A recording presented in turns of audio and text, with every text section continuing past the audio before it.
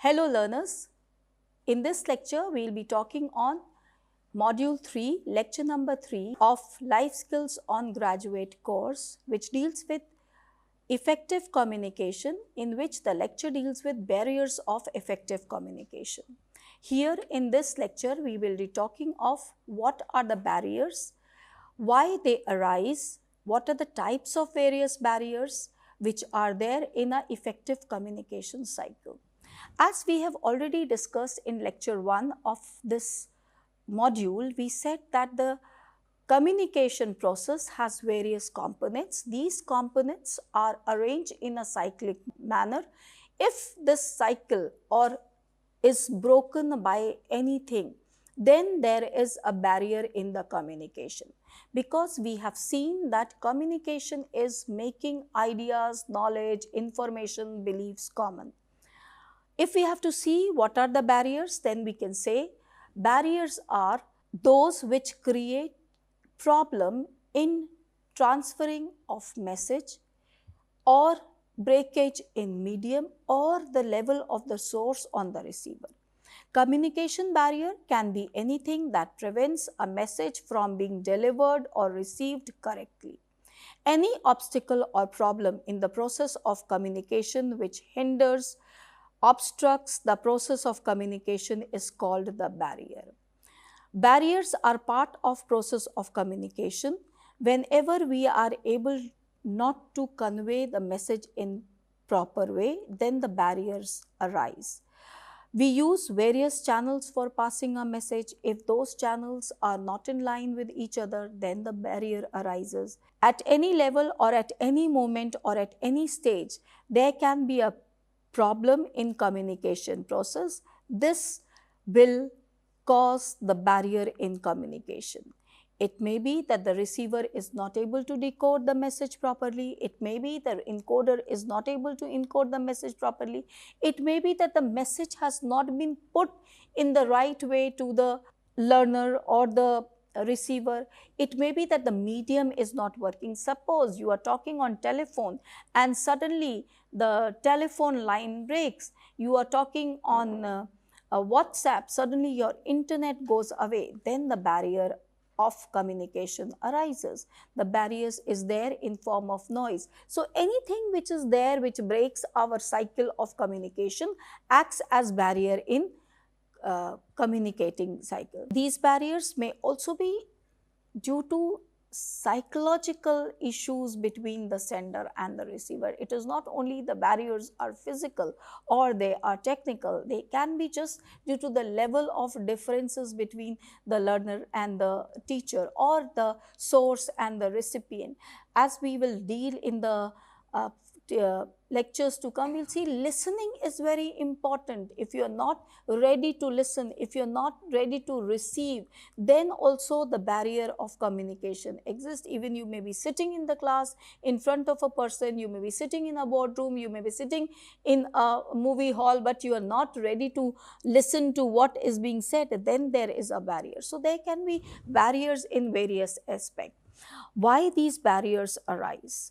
Now we were saying that barriers arise because causes of barriers are, as we have already said, it can be not having active listening. That is, what is active listening? We said that a person should be ready with all his senses, eyes, ears open, mind open to receive the message which is being given to them.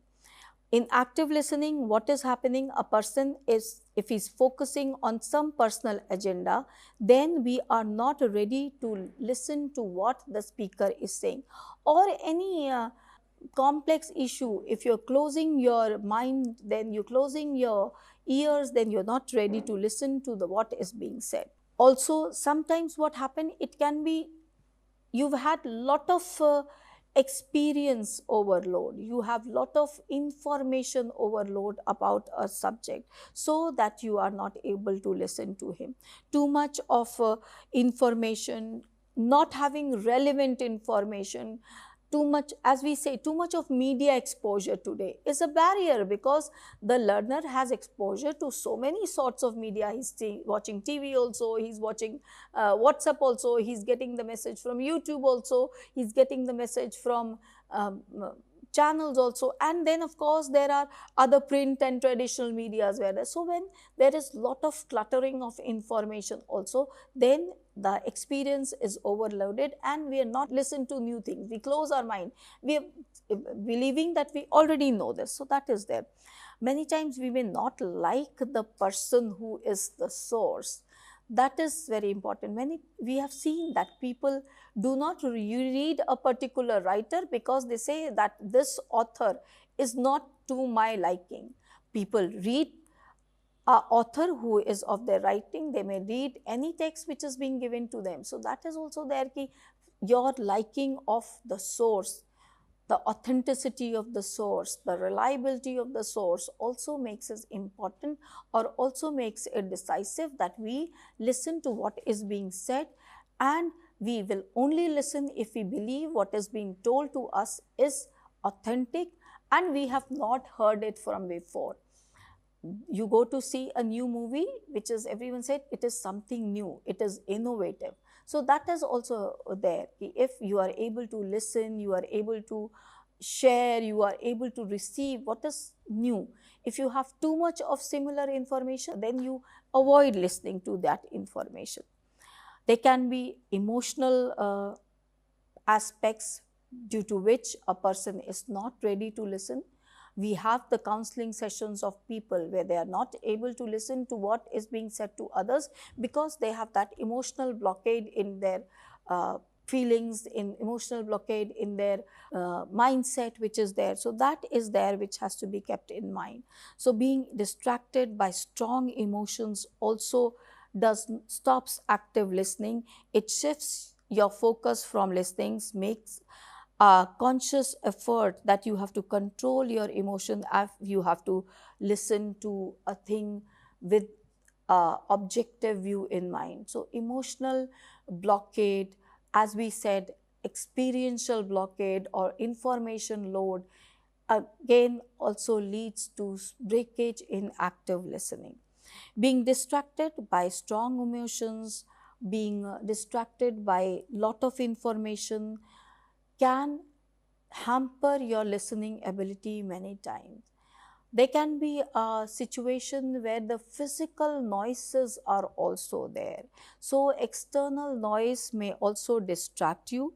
Audible noise may be extremely distracting, like your phone ringing, like your alarm ringing, or certainly loud music being played. They also hamper your listening abilities or your listening provisions or your listening capabilities. So that is generally we say when you are talking or when you are there in a situation where you expect others to listen, you shut off other sort of noises, you shut off other sort of information inputs which can be given, so that the listener or the receiver is focused on what you are trying to convey to them. There can be physical situation where you are not physically fit, you may having some pain, you may be having some physical discomfort, and therefore you are not able to listen.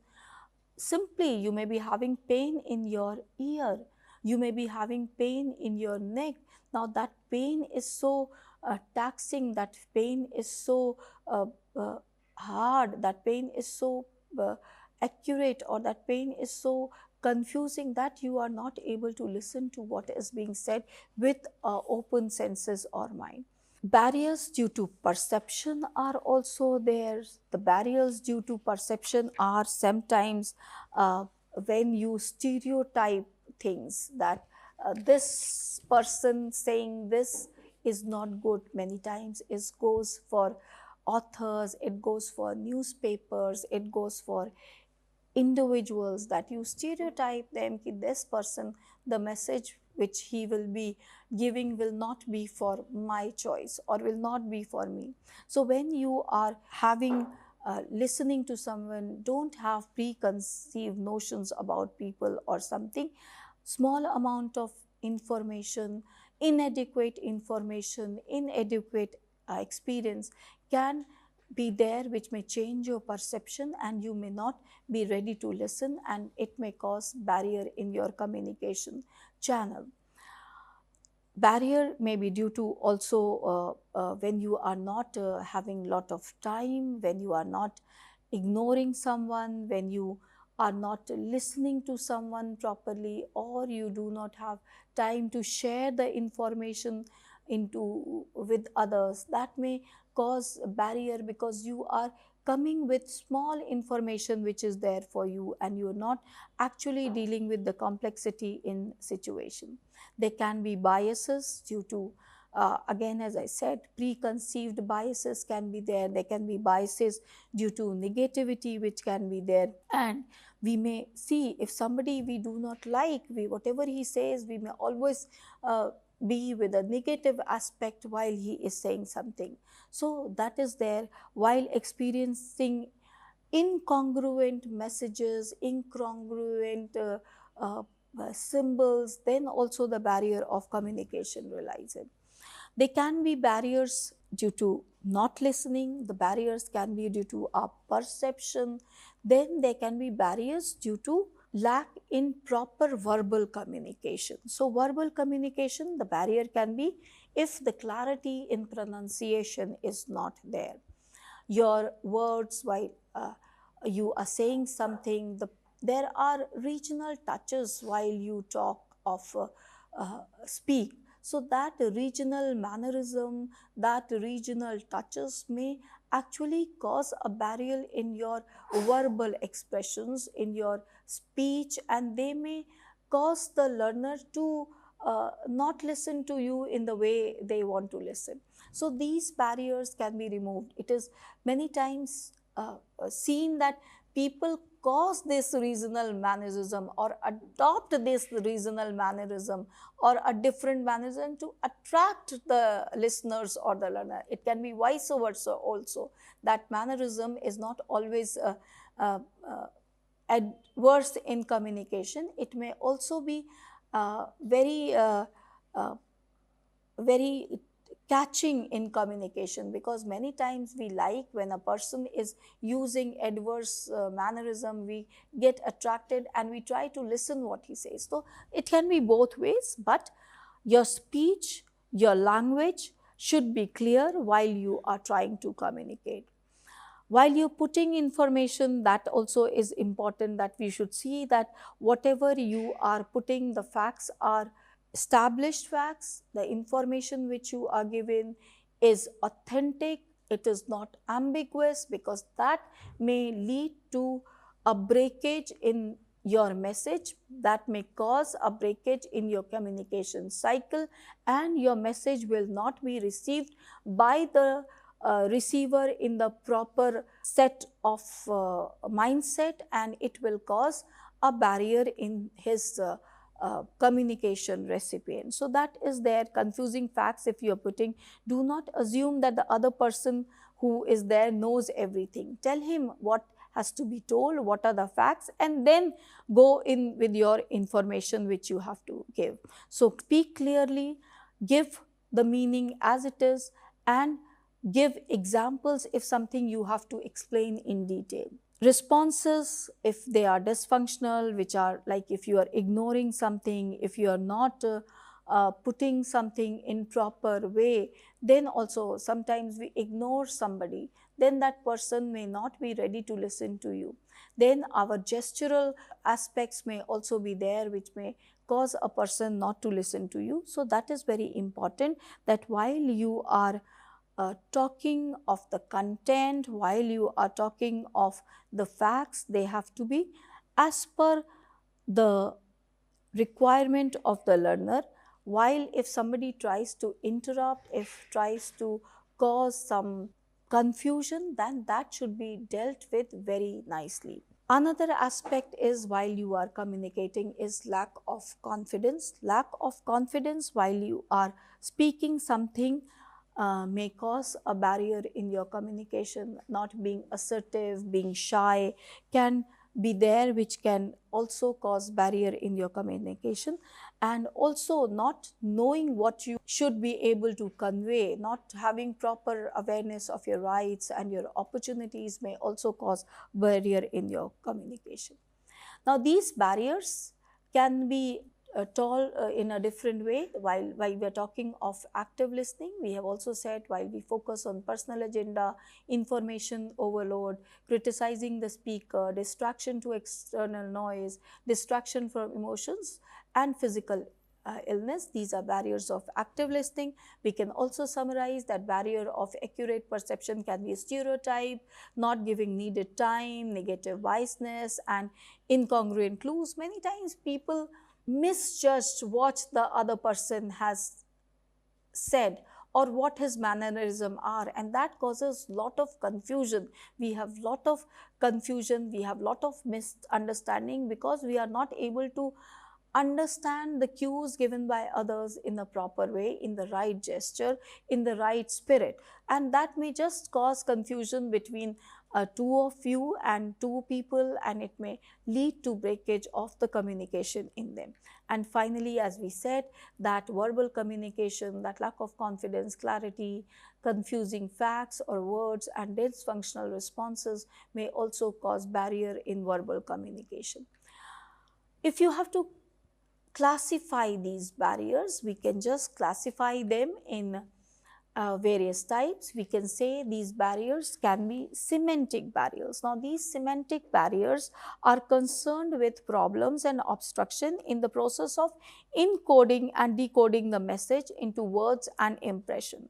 The same word or sentence may be understood or interpreted differently by different individual, causing confusion and misunderstanding. That happens very commonly. Come with your work tomorrow, come with work, come today, all these things, how you have to give instruction or show your work, where you are putting the punctuation marks, that is very important while you are able to communicate to a person.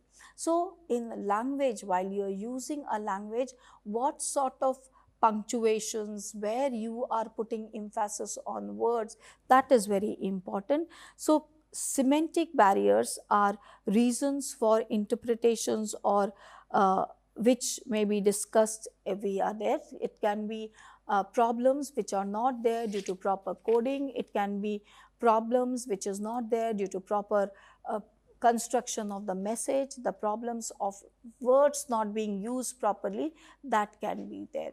So semantic barriers are when we do not coin the message properly, using inadequate, incorrect words, omission of important words may distort the message, and a badly expressed message or badly written message fails to convey the intended meaning of the message.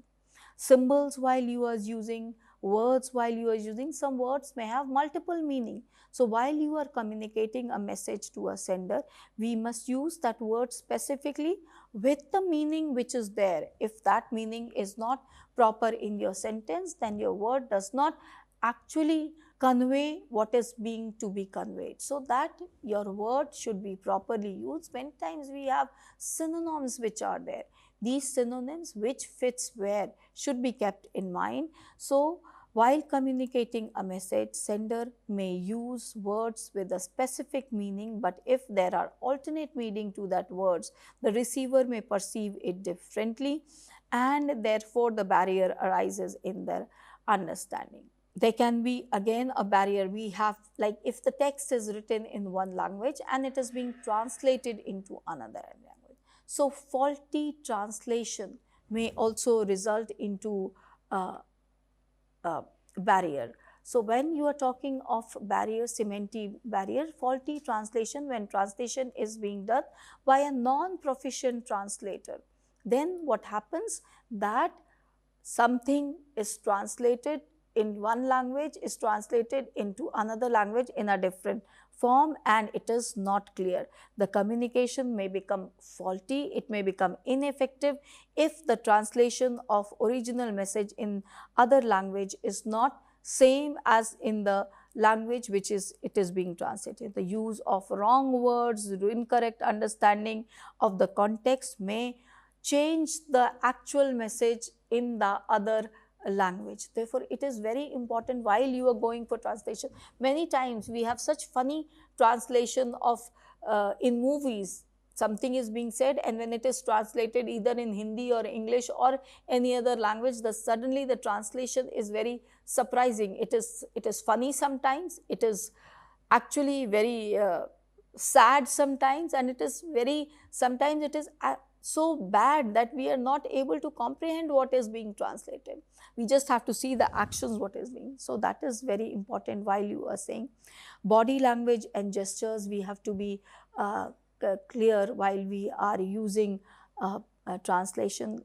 While we are also taking assumptions, while we are having some assumptions, we may say that whatever assumption we are saying, they are as per the communication which is required.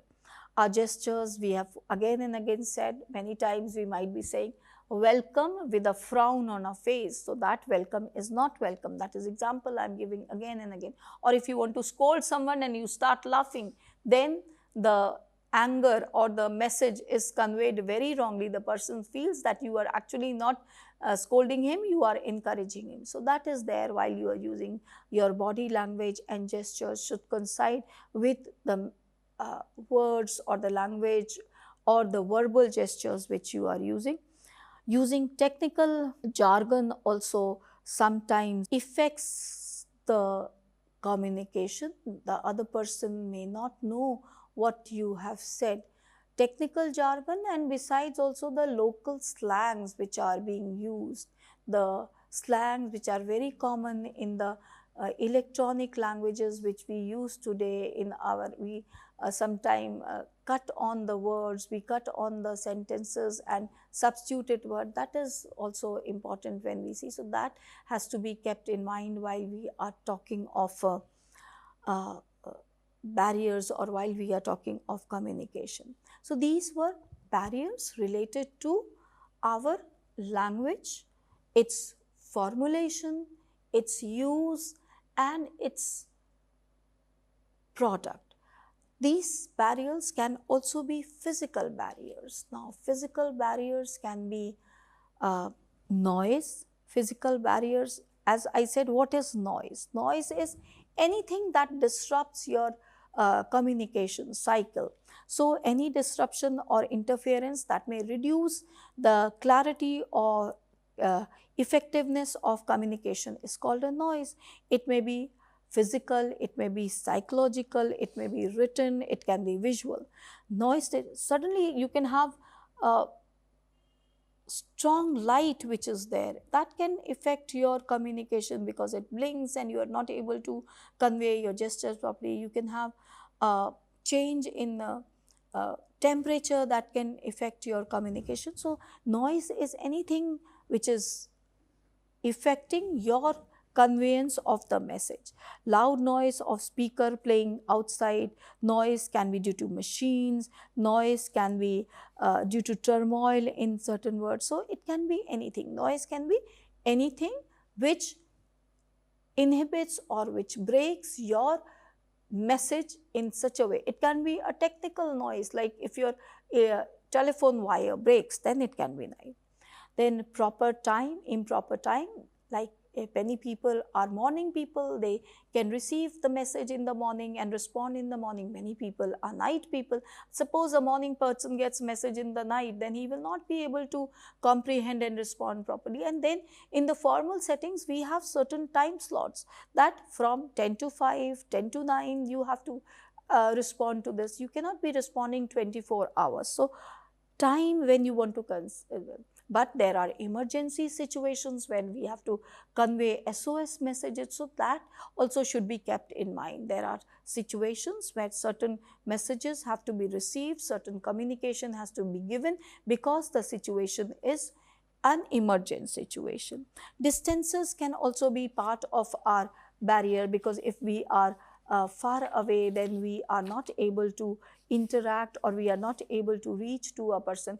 Although the global world today, due to technology, the distance barrier has been removed. We are connected with each other throughout the time, any time in the day, any time in the night, without any change or without any location-wise distractions. You can be anywhere in the world and you can remain connected. There are synchronous ways of connecting to each other which can be there.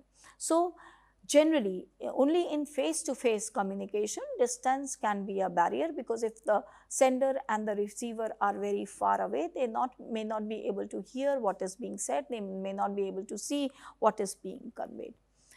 They can be organizational barriers, which can be due to organizational rules and regulations, the times of meeting, wrong choice of channel. Suppose what happens, certain people have a morning schedule and they have to go at evening, and if you keep all the meetings in the evening, those morning people may not be able to come, or they may be shift, and if you keep meetings in one shift only, the people of the other shift may not be able to attend that meeting. So that is there, that has to be kept in mind. Wrong choice of channel, if you're not using the proper channels, like see, WhatsApp is an informal way, so messages officially should not be conveyed on WhatsApp. You have other ways of communicating messages. It can be emails, it can be formal conversations on phone, it can be a written communication which can be communicated.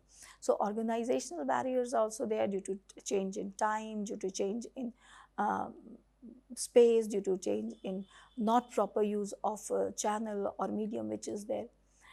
We have certain psychological barriers also. Earlier also we were saying the noise can be physical noise, it can also be mental noise. Sometimes we are not ready to listen what is being said by others. So these psychological barriers, if the receiver and the source are not on the same platform or do not have the same sort of orientation, empathy, then these psychological barriers exist.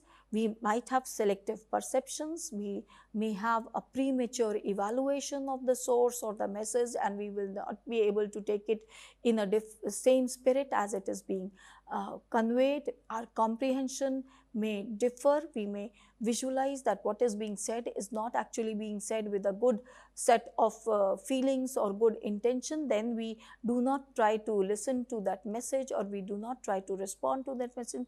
There can be a mutual distrust between the source and the receiver, as we have already said that a source or a message which is being encoded should always have reliability and trustworthiness. If that is not there, then obviously that psychological barrier exists of distrust and the message is not conveyed properly.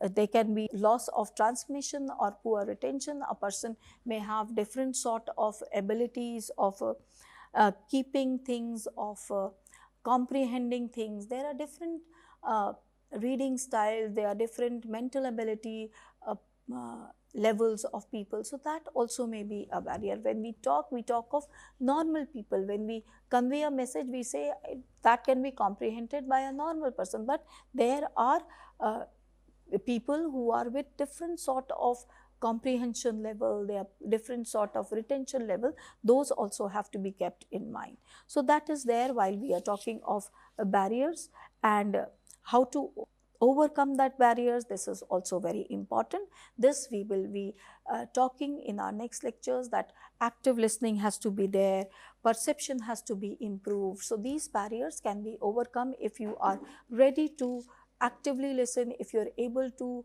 remove the distrust which you are having, if your perception is clear, if you are trying to comprehend the message as it has been done. So by active listening, by having proper way of communication, by focusing on the message, these barriers can be removed.